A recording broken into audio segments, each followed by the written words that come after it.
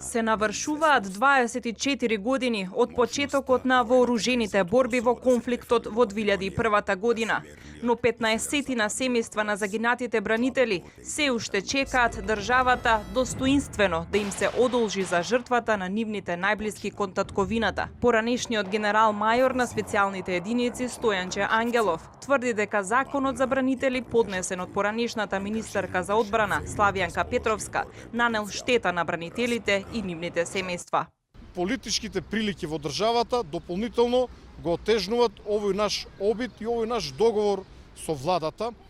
бидејќи од страна на пратеничката Славјанка Петровска беше поднесен еден закон во кој што беа измешани сите и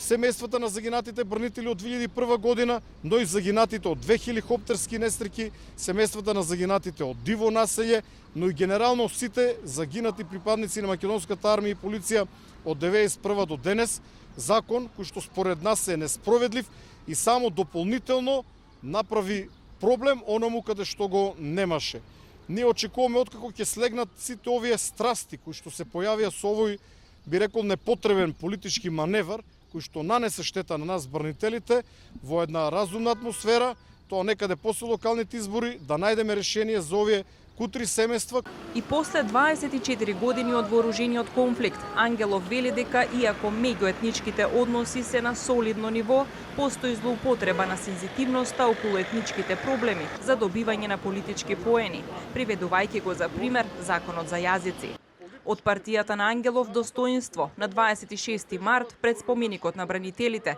ќе одржат настан на кој ќе се одаде почит на загинатите бранители, но и на преживеаните кои се уште ги чувствуваат последиците од борбите.